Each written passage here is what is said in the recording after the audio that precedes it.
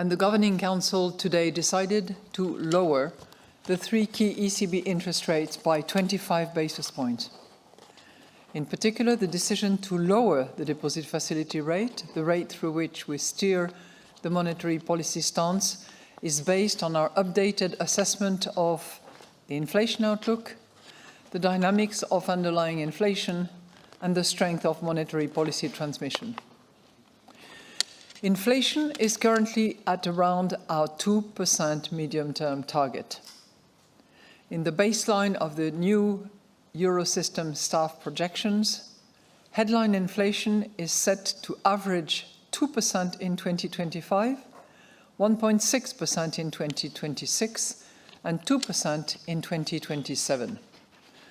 The downward revisions, compared with the March projections by 0.3 percentage point for both 25 and 26, mainly reflect lower assumptions for energy prices and a stronger euro.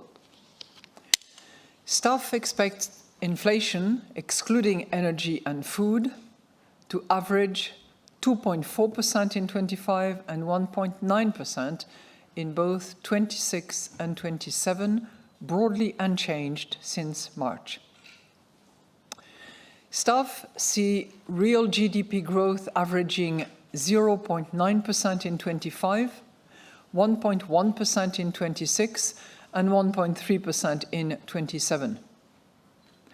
The unrevised growth projection for 2025 reflects a stronger than expected first quarter, combined with weaker prospects for the remainder of the year.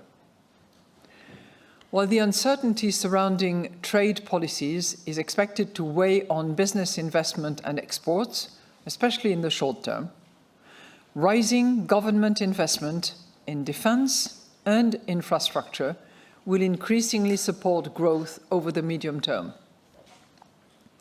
Higher real incomes and a robust labor market will allow households to spend more.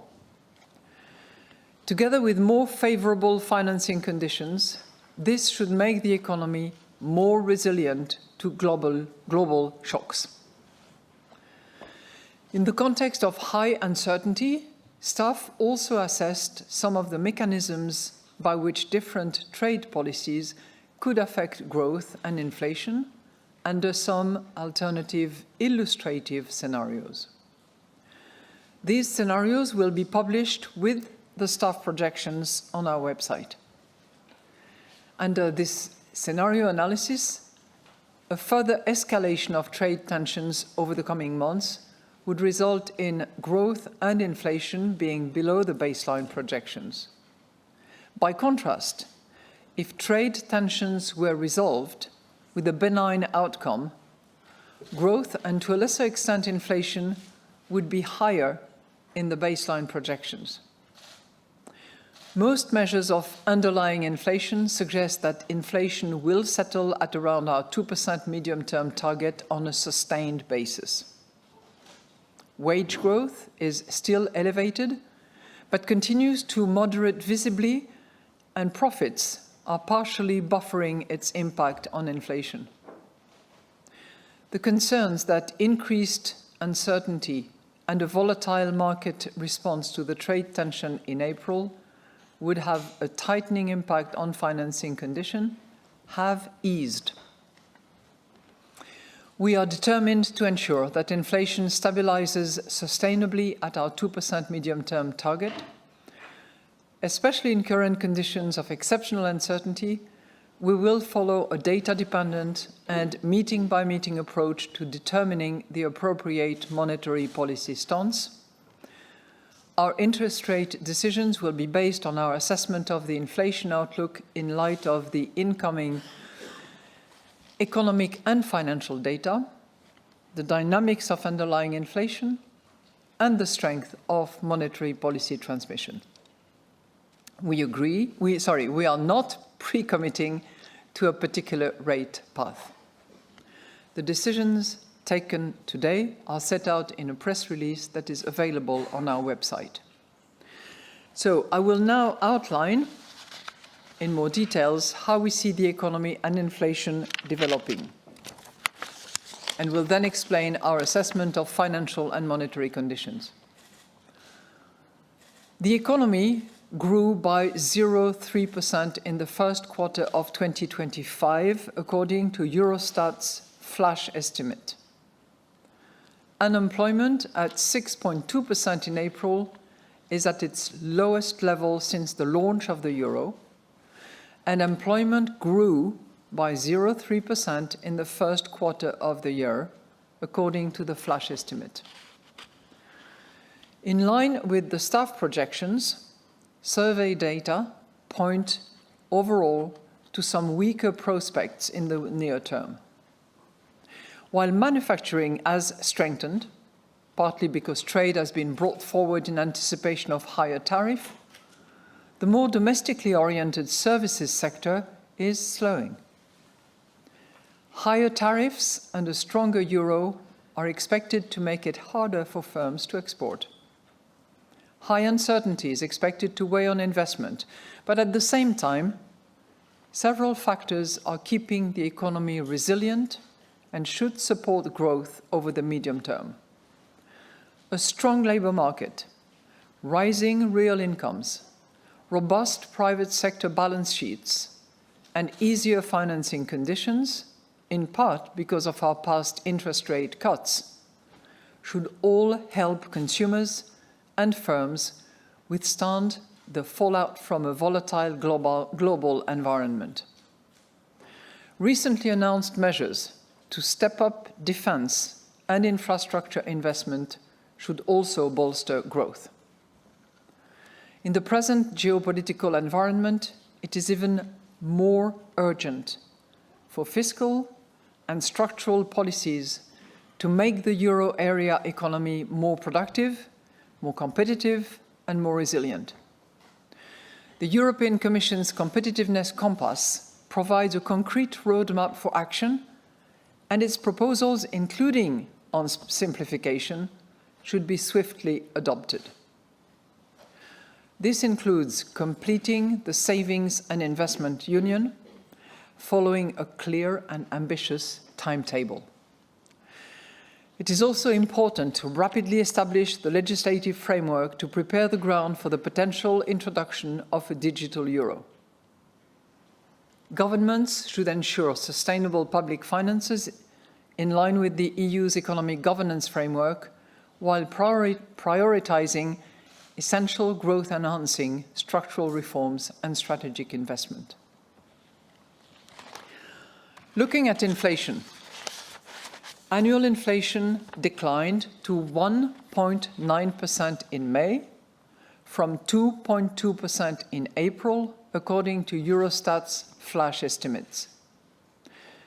Energy price inflation remained at minus 3.6%. Food price inflation rose to 3.3%, from 3% the month before. Goods inflation was unchanged at 0.6%, while services inflation dropped to 3.2% from 4% in April. Services inflation had jumped in April mainly because prices for travel services around the Easter holidays went up by more than expected.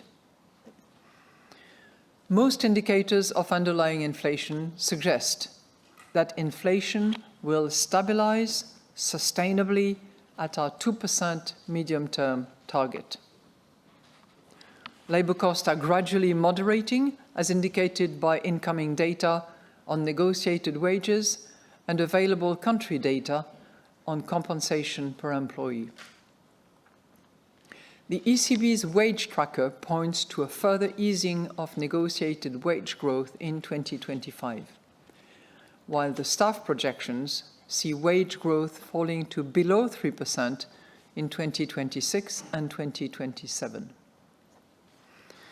While lower energy prices and a stronger euro are putting downward pressure on inflation in the near term, inflation is expected to return to target in 2027. Short-term consumer inflation expectations edged up in April, likely reflecting news about trade tensions. But most measures of longer-term inflation expectations continue to stand at around 2%, which supports the stabilization of inflation around our target. Turning now to our risk assessment. Risks to economic growth remain tilted to the downside. A further escalation in global trade tensions and associated uncertainties could lower euro area growth by dampening exports and dragging down investment and consumption.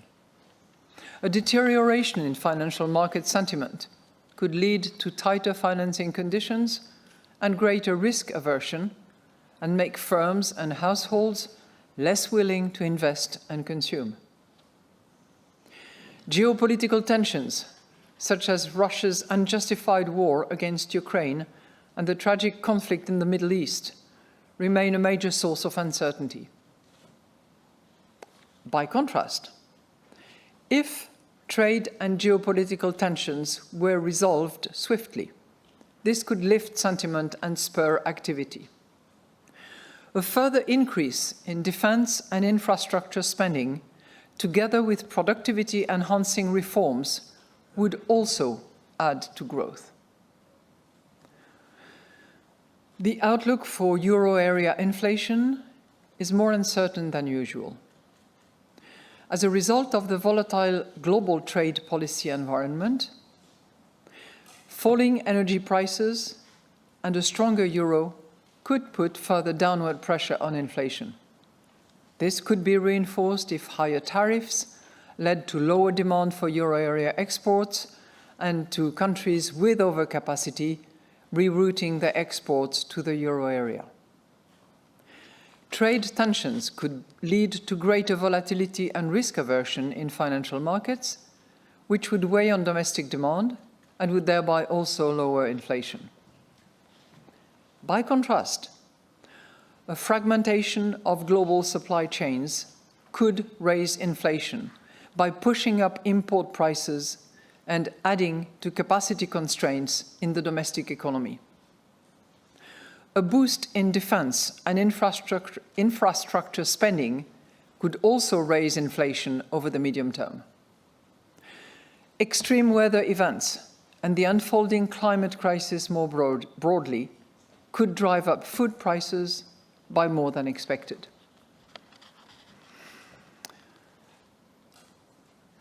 Let's look at the financial and monetary conditions. Risk-free interest rates have remained broadly unchanged since our last meeting. Equity prices have risen, and corporate bond spreads have narrowed in response to more positive news about global trade policies and the improvement in global risk sentiment. Our past interest rate cuts continue to make corporate borrowing less expensive. The average interest rate on new loans to firms declined to 3.8% from 3.9% in March. The cost of issuing market-based debt was unchanged at 3.7%. Bank lending to firms continued to strengthen gradually, growing by an annual rate of 2.6% in April after 2.4% in March, while corporate bond issuance was subdued. The average interest rate on new mortgages stayed at 3.3% in April, while growth in mortgage lending increased to 1.9%. In line with our monetary policy strategy, the Governing Council thoroughly assessed the links between monetary policy and financial stability. While euro area banks remain resilient, broader financial stability risks remain elevated, in particular owing to highly uncertain and volatile global trade policies. Macroprudential policy remains the first line of defense against the buildup of financial vulnerabilities. Enhancing resilience and preserving macroprudential space. So in conclusion, the Governing Council today decided to lower the 3 key ECB interest rates by 25 basis points. In particular, the decision to lower the deposit facility rate, the rate through which we steer the monetary policy stance, is based on our updated assessment of the inflation outlook, the dynamics of underlying inflation, and the strength of monetary policy transmission. We are determined to ensure that inflation stabilizes sustainably at our 2% medium-term target. Especially in current conditions of exceptional uncertainty, we will follow a data-dependent and meeting-by-meeting approach to determining the appropriate monetary policy stance. Our interest rate decisions will be based on our assessment of the inflation outlook in light of the incoming economic and financial data, the dynamics of underlying inflation, and the strength of monetary policy transmission. We are not pre-committing to a particular rate path. And in any case, we stand ready to adjust all of our instruments within our mandate to ensure that inflation stabilizes sustainably at our medium-term target and to preserve the smooth functioning of monetary policy transmission. We are now ready to take your questions. And the first question goes to Mark Schröers of Bloomberg. Mark, please. Yes, thanks a lot for taking the questions. The first one is on rates. Has anyone today advocated either pausing rate cuts or cutting by a bigger 50 basis points? And would you say that after today's rate cut to 2%, a pause at the next meeting in July would make sense, also to wait for new projections in September?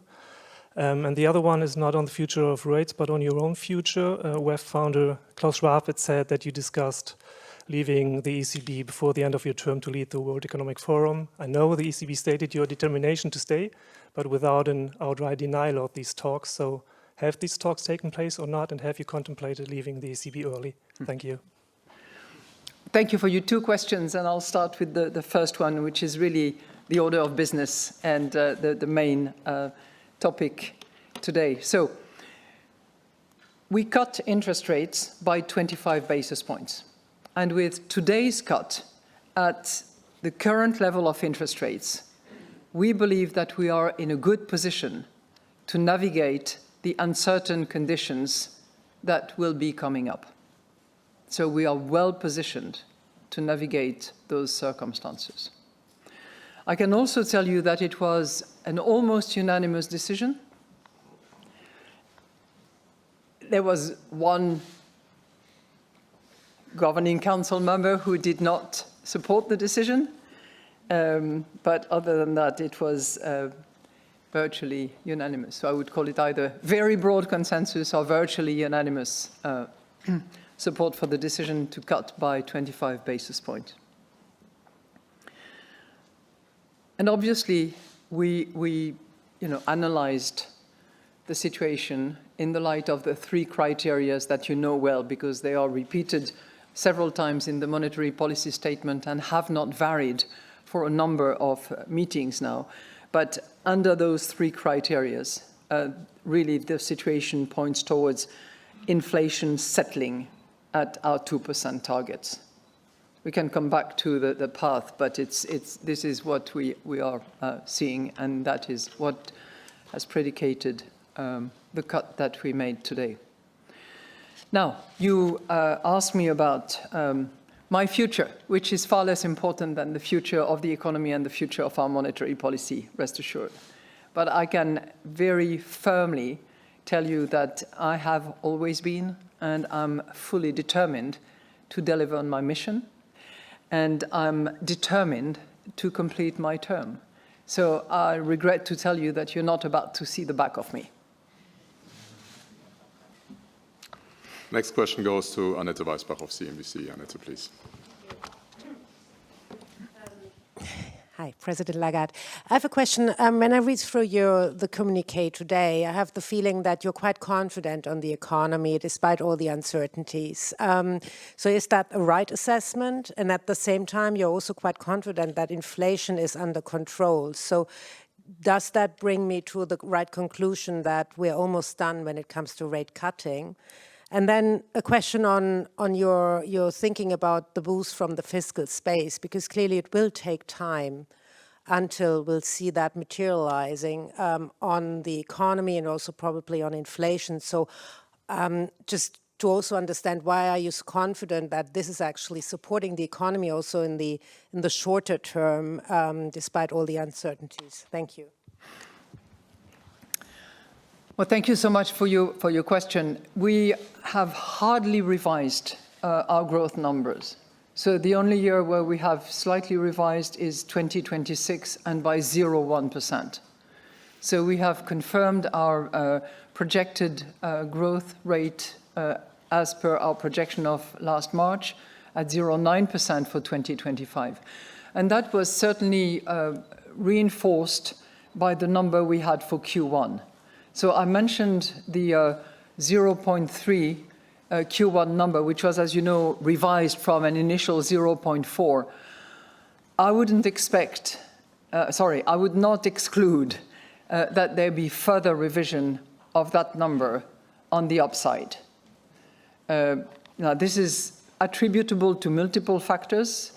It's improved consumption, it's improved investment, but more importantly, it's the buildup of inventory or anticipated purchases and therefore sales in fear and anticipation of the tariffs. So that Q1 is, of course, very peculiar, well, very particular, more than peculiar, and is clearly giving momentum to the growth that we are seeing and anticipating for 2025. But again, I would not exclude that that number of 0.3 be revised upward, given the volume that we are seeing being traded out of some countries in particular. But we are not revising 27, and we are very marginally revising 2026 because there is a carryover, number one, and because we believe that the impact of tariff, if and when they materialize, on the export that we have towards the United States, which I remind you is only 17% of our total exports outside from the euro area and European countries, will impact predominantly on 26 and will then be significantly offset by the expected investment in both military equipment and construction, or infrastructure, if you will, particularly out of some countries. So our assessment is that that will have a bearing on 27 predominantly, some in 26, but predominantly in 27. So you have this offset between the two. So are we confident? I think that would be far-fetched, because we are in a good place. As I said, I think we are well positioned as you know, after that 25 basis point rate cut and with the rate path as it is, we are in a good place. We will face uncertainty. We do not know what the outcome of the negotiations will be between the various partners. We don't know the level of retaliation that might be decided, which incidentally is not included in our baseline, as you will see published later on.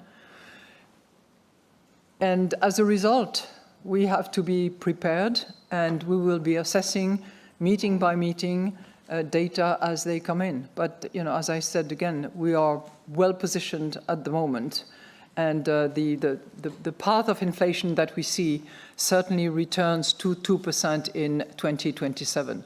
So we start from a place where we have inflation for 2025 at 2%. It goes below target in 26 for reasons that have predominantly to do with the price of energy and the value of the euro. Because, as you know, it's based on our current assumption of those prices now. And that's what explains these numbers. Next question, Francesco Canepa of Reuters. Francesco, please. Thank you very much. Good afternoon. Good afternoon. So you said that the current level of rates leaves you in a good position. Mm-hmm. Are we to understand that as an indication that you're done cutting interest rates? Or, if I can rephrase the question in another way, what would you need to see for you to cut rates again? Again, we are in a good position. And we are in a good position on the basis of the current rate path and with the 25 basis point cuts that we decided, so that we can face the uncertainties that are coming our way. But as you have heard in the monetary policy statement, we will decide meeting by meeting on the basis of data. And we will assess, as and when data come in, whether or not that position is secure in order to deliver on our 2% medium-term target. What I'm saying today is that we are in that good position. Next question to Aude Kersulek of BFM Business. Aude, please. Thank you, President Lagarde, for taking my question. First question, would you say the monetary stance has now shifted to neutral, or is it still restrictive, even slightly? And the second question, some countries are facing higher debt and may struggle to attract investors. At what point does that become a concern for the ECB in terms of policy transmission and financial stability? Thank you. Well, thank you for your two questions. We have not discussed this wonderful concept of the neutral rate on the occasion of this meeting. And I think that we all know well that as we are getting closer to that zone, we need to be particularly attentive. We need to be confident in our resolve to deliver with the appropriate monetary policy our medium-term 2% target. But we have not discussed that neutral rate. And I alluded to that at our last press conference. You know, the neutral rate is predicated on the absence of shock. Great equilibrium, no shock. Well, I wish there was no shock. But we have just nearly concluded a cycle of monetary policy that dealt with a series of shocks. Pandemic, war in Ukraine, energy crisis. And I think we have done that decently well. Inflation is at target 2% medium term. We are currently around 2%. Expectations are well anchored around 2%. And those elements that I told you repeatedly over the few last conferences was of concern to us, namely inflation on services, evolution of wages, evolution of profit. Those three elements are coming really in line with what our projections were in order to deliver on our 2% medium-term target. For the moment, we are facing significant uncertainty. You will read in the material, in the monetary policy statement, I think we quote uncertainty 9 or 10 times. It abounds. There is plenty of that. And clearly we are trying to improve our game as much as we can in order to anticipate, measure, caliber, but it's proving obviously quite difficult. And that's the reason you will be not only receiving our projection exercise, but also the scenarios which encapsulate some of the channels of transmission to growth and inflation. Some of them, not all of them. In particular, I would mention one that we discussed quite extensively during the Governing Council, which is the disruption of the supply chain. That is not included in any of our scenarios. And the next question goes to Svein Iljan of the Bulgarian newswire BTA. Ah, welcome. Thank you. I hope all your colleagues have welcomed you to the circle. I hope to. According to the ECB convergence report published Wednesday, Bulgaria is ready to join the Eurozone on January 1st next year. What do you expect to be the effects of Bulgaria's accession to the euro area, and will the currency zone be stronger with the likely new member state? So first of all, I would like to congratulate Bulgaria, the Bulgarian people, and welcome them. This is not yet a completed decision-making process because, as you know, while the Commission and us have validated under the convergence report that the criteria are met, the European Council still has to approve. So I don't want to prejudge what the European Council will decide, but there is a very strong likelihood that Bulgaria will become our 21st member around the table.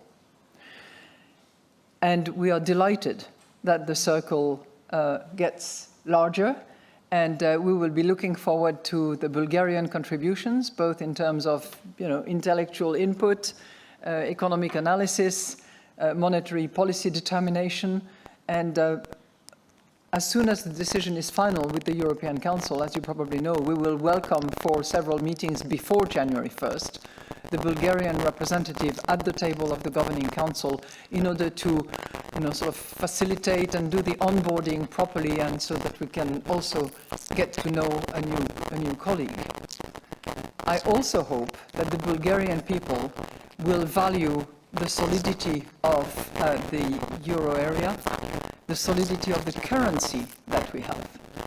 Some of you have probably noticed that the supportive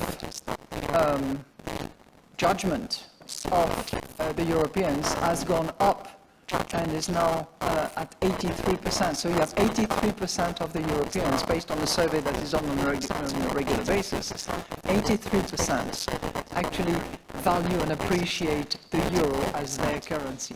So I hope we can together do everything we can so that Bulgarians can also appreciate the value and the shield impact that the euro constitutes for new members. And the next question goes to Stefan Recchius of Handelsblatt. Stefan, please. Thank you very much for the floor. First question is, some analysts have entertained the idea that you could skip July to make a concession to those governing council members who have already become reluctant to cut rates further. Could you walk us through today's deliberations in this light? And my second question is, you have been reluctant to declare victory over inflation for quite some time. So is this the right time for a victory lap? And if not, is this the right time for a victory lap? Yeah, victory laps are always nice, but there is always another battle. So, as I said, I think that with today's cut and the current level of interest rates, number one, I think we are getting to the end of the monetary policy cycle that was responding to compounded shocks, including COVID, including the war in Ukraine, the illegitimate war in Ukraine, and the energy crisis. But of course, we are now into a different time, with different players, with different partners, with different policies. And we will continue to analyze and assess and measure and make sure that we deliver on our 2% medium-term target. This is in a way the thing that is certain. You should not doubt for a second our determination to deliver with the appropriate monetary policy the 2% medium-term target. What we're seeing currently with this 2% projected inflation for 2025, around 2% for 2027, and 1.6 in 26, caused predominantly with our current assumptions on the price of energy and the value of the euro.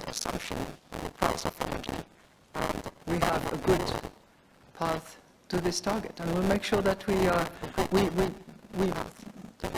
I don't mean to use the word oscillate or navigate, but it will be, close navigation around our target. That's where we have to be at the moment.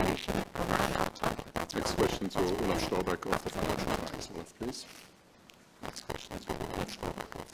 Thanks. My first question is on this concept of the direction of travel, which you earlier used in this rate cycle. Today's remark suggests to me that the direction of travel now probably is more a sideways movement rather than downwards as it was by the end of the year. Would that be the right takeaway from your today's remarks? And my second question again is on these remarks by Klaus Schwab of the World Economic Forum. Some people suggest that the disclosure that you considered leaving the ECB early could undermine your ability to do your job properly, as you might be seen as a lame duck. What would be your response to those concerns? Thanks. Thank you for your two questions. On the first one, the reason I used the direction of travel concept was when we were really at a distance from our medium-term 2% target. So to talk about the direction of travel, when we have our medium-term 2% target in sight, sustainably so, when underlying inflation is not budging.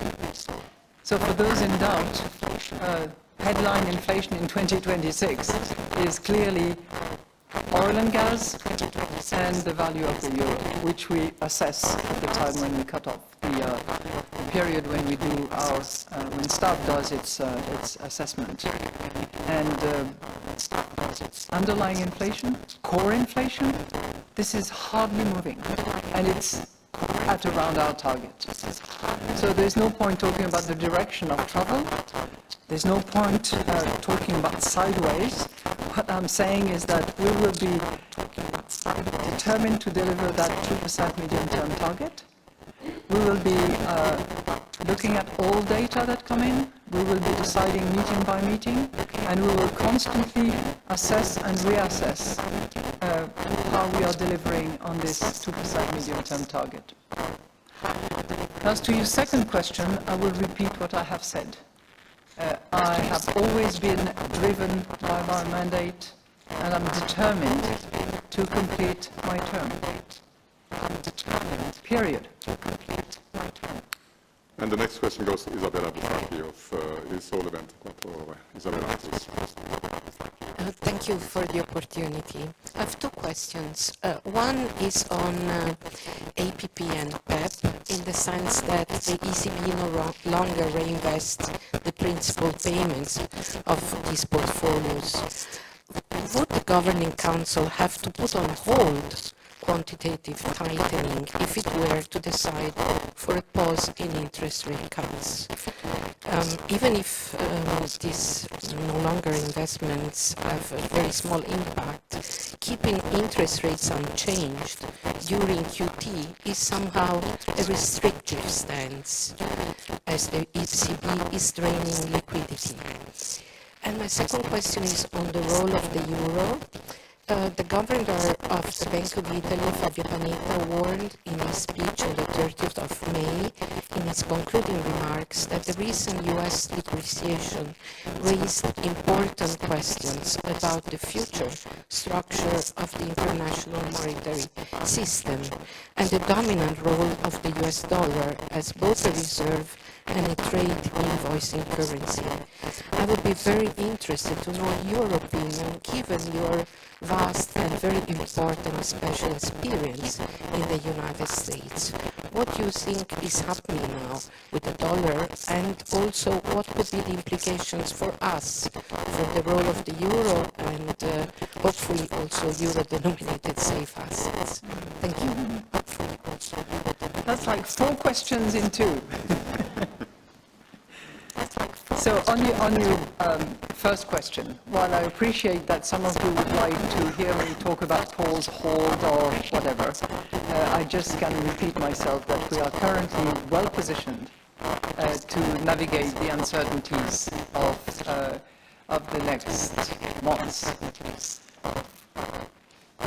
And I think the risk of inconsistency anyway is not, sorry, the risk of inconsistency of QT associated with interest rate policy, which is our main tool, is probably less critical in the event that I'm not confirming here now, of a pause, than it is in the event of a cut. So I don't see that, but neither do I say anything about future decisions, which would only be predicated on major shocks that we are not seeing at the moment. Now, on the role of the euro, I highly regard the speech that was given by my colleague and friend, Governor Panetta, Gentile Governatore, right?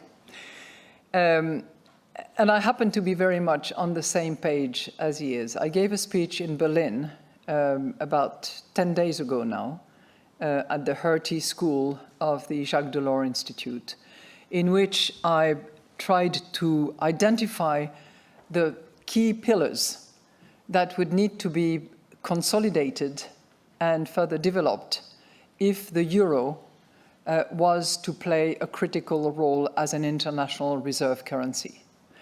And my conclusion is that there is an opportunity that is opening now in order to strengthen the role of the euro as an international currency, as to take it further towards possibly the international reserve currency of choice. But my conclusion is that it is not going to be granted to us. It should not be taken as a given, and it will require, in particular, that member states, the Commission, the European Council make very substantive decisions that will have to do with consolidating the economic and geopolitical role of Europe, that will simplify, streamline, and develop the role of the capital market union in particular, the saving and investment union, if you will, but particularly the capital market union. And we'll have to continue to sustain the effort of making Europe a place where the rule of law is respected, where a contract is a contract, so that there is certainty on the part of the investors, of the economic actors, that Europe is actually a reliable place of business. So I think it's not a question that can be responded in yes or no. It's a fairly thorough and deep debate that we have touched on during the Governing Council meeting in the last 2 days, where we strongly feel that we have done our part, will continue to do our part, but we also strongly advocate in the monetary policy statement the role that authorities have to play if we want to develop in that direction, which is a window of opportunity. Now, Andres Stumpf of Expansion. Andres, please. Good afternoon, Madam President. I've noticed you're wearing the in-charge necklace. If I see correctly, I suppose it was intentional today. But going to... Just in case of doubt, you know. Yeah, but going to my question. So with 1.6% inflation projected by next year under your baseline scenario, won't it warrant more rate cuts for itself, regarding of it coming from the euro and the energy, and regardless of the outcome of the trade war? And second question, and I also wanted to ask about BBVA Sabadell merger, which is now being checked by the Spanish ministers, and even though it has the ECB's green light and one of the competition authorities, do you fear that political opposition to mergers could hamper the advances on the banking union? Thank you. Thank you so much. I hope you don't mind if I ask my colleague, Vice President and friend, Luis de Guindos, to address the latter part, and I would turn the floor over to you, and I'll come back to yours afterwards. Well, thank you very much, President. Good afternoon to everyone. As you have said, we produced our report and we released our report. I think that it was almost 1 year ago. And now the antitrust authorities in Spain, they have given, they have given their opinion and the remedies that they have imposed for the deal. And now, according to the Spanish law, the government has the possibility to analyze the conditions imposed and, according to the general interest, to modify these conditions. As you can imagine, we can wait. We should wait until we have, a definitive opinion from the Spanish government. Otherwise, what we could be making is a sort of a speculation that I think that it doesn't make much sense in this moment of time. Thank you, Vice President. And on your first question, I just want to remind you that our forecast is 2% inflation in 25, 1.6 in 26, 2% in 27. And our core inflation is even more stable than that. It's 2.4 in 25, 1.9 26, 1.9 27. Now, of course, you think, oh, 1.6 in 26. That's exactly part of the assessment that has been produced by staff. And if you look at what other institutions have forecasted, it's at the very low end of the range for 2027. And that's also because they take into account most recent data available, not including Q1, because I think Q1 will give us some surprises. But if you compare headline inflation and core inflation, you can see exactly where the difference lies. And that is energy prices and the value of the euro. We also have inflation, both headline and core, returning to 2%, 1.9% for core in 2027. And the cuts of today, the 25 basis points cut, is deliberately taking care of that inflation path. So we are confident of the analysis of our staff on that basis. And as I said, we will do what is necessary in order to make sure that inflation stays at our 2% targets. Monetary policy will be appropriately determined on that basis. But as I said, we are very well positioned. And the last question goes to Chelsea Delaunay of the Wall Street Journal. Chelsea, please. Yeah. Thank you. I'm also going to ask about inflation. I mean, the narrative of the past several post-pandemic years is higher for longer, structurally higher inflation for all of these different reasons. And looking both at the core and the headline forecast and your expectation potentially for a structurally stronger euro, is that still the expectation, higher for longer for inflation and for rates? And then my second question is also about the euro. Whenever the euro goes up, people worry about how that's going to impact exporters and some of these export-dependent economies. And I'm curious if you think the Eurozone is strong enough now for a strong euro.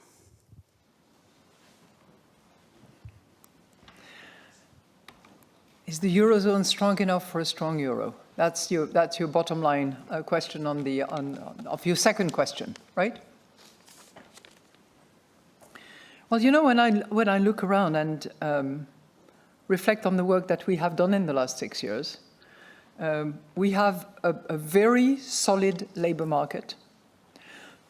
Labor market where participation has, including most recently, increased, where we have been at rock bottom unemployment rate ever since the euro was created. The fears of recession that abonded only about a year ago have not materialized.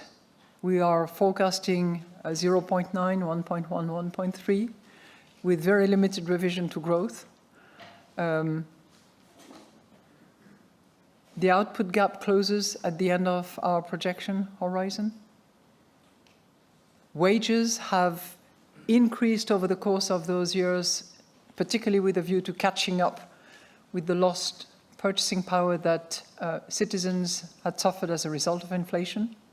But it is now decelerating just in line and in time, I would say, to deliver on our 2% medium-term target. The monetary policy is transmitting quite smoothly to the economy. Credit is up, could be further and higher up, but credit is up. Rates are transmitting, including to corporates and mortgages. So I would say that the economy is responding quite well to our monetary policy and is delivering on that front. I would add, as I did in response to one of your colleagues earlier, that more needs to be done. And what we have seen, the Vice President and I, when participating in the finance ministers' meetings in Brussels, whether it's ECOFIN or Eurogroup, or on the occasion of Pascal Donoghue, the president of the Eurogroup, when he had dinner with us a couple of nights ago, we perceive a serious momentum to improve, to change, to simplify, to streamline, and to encourage and lock in, well, not lock in, but welcome capital into Europe. And we are seeing it. You know, the reverse Yankee bonds, significant increase that we have seen in the last few weeks is a clear indication that there is trust in our system. The capital flow that we are seeing as well, whether it is, you know, European investment returning to Europe or a bit of non-European investment coming to Europe, all that is an indication that at least market forces, investors, those who move real money around, actually see value and have confidence in Europe. So that would be my answer to your second question. I'm not sure what you meant by higher for longer, because I think I have gone out of my way to say that we are in a good place and we are well positioned now, and that we will be assessing meeting by meeting on the basis of data what, if any, needs to be done in terms of appropriate monetary policy to return us to the 2% medium-term target. So I think that really sort of brings together the discussions that we've had over the last 2 days. And with that, I wish you a happy day, happy summer for those of you who live early, and see you soon. The next press conference is on the 24th of July. So up until then, all the best. Thank you.